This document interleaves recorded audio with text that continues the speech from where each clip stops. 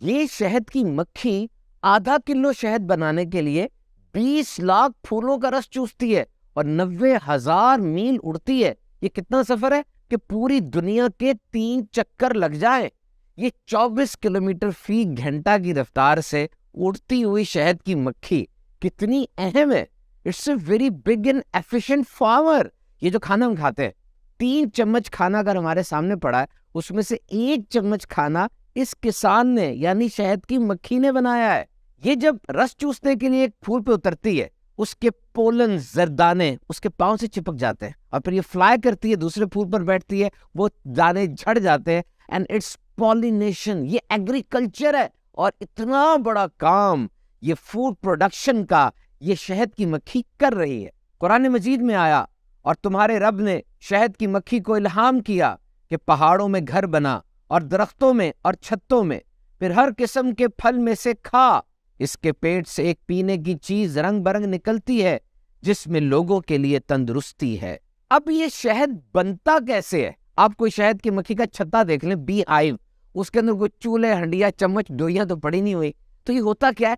शहद की मक्खी के 2 पेट होते हैं। एक को आप कह लें रेगुलर स्टमक जिसमें खाना वगैरह डाइजेस्ट होता है, और एक उसका हनी स्टमक है। ये वो जगह है, ये मशीन है जहां पर शहद बनता है। This is the process of regurgitation और इन्वर्जन। और जब शहद बन जाता है तो उसमें 80% वाटर होता है, यानी बहुत डाइल्यूट होता है वो। Now the bee has to fan its wings to expedite the process of evaporation.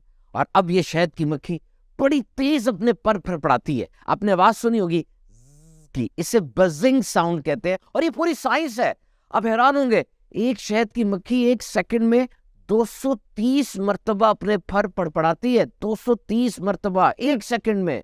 और अब इतनी तेज हवा में वो जो पानी है वो सारा उड़ गया और खालिस शहद बाकी रह गया, और ये शहद की मक्खी उसके ऊपर वाइट सील लगा के उसको बंद कर देती है।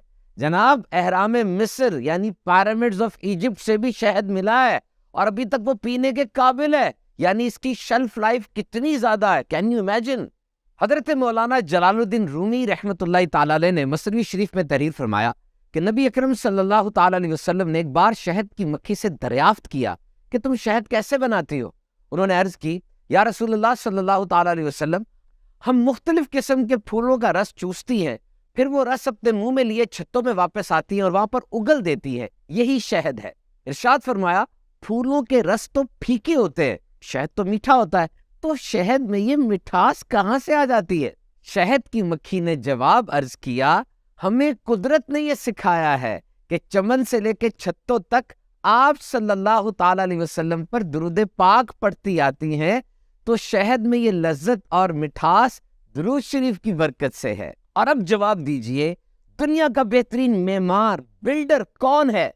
After centuries of researches, scientists have finally concluded that the best efficient builders are honeybees.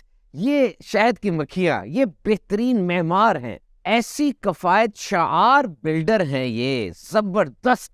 जरा छत्ते को देखिए, हर खाने के अंदर ये repeated pattern of 6 sided figure. ये हर जो खाना है इसकी 6 साइड्स हैं और लेंथ और विड्थ एक जैसी है, और ये 120 डिग्री पर मुड़े हुए हैं। ये मैथमेटिक्स में ज्योमेट्री की शेप है हेक्सागन। और समझ लें, शहद को महफूज रखने के लिए इससे बेहतरीन गोदाम और कोई हो ही नहीं सकता। तो जनाब, बात तो सिंपल सी है, ये आम मक्खी मीठे की तरफ जाती है और शहद की मक्खी दुनिया का बेहतरीन मीठा हमारे लिए बनाती है, और इसमें शिफा है। फरमाने मुस्तफ़ा सल्लल्लाहु ताला अलैहि वसल्लम, हर महीने जो शख्स 3 मर्तबा सुबह शहद चाट लिया करेगा उससे बड़ी बीमारी नहीं पहुंचेगी। तो शहद का इस्तेमाल करें, इसके हेल्थ बेनिफिट्स की सीवी कितनी बड़ी है। वैसे भी शहद लिया जा सकता है और इसको मुख्तलिफ डिशेस के साथ मिलाकर भी इस्तेमाल कर सकते हैं। तो खूब शहद खाइए और सेहतमंद रहिए।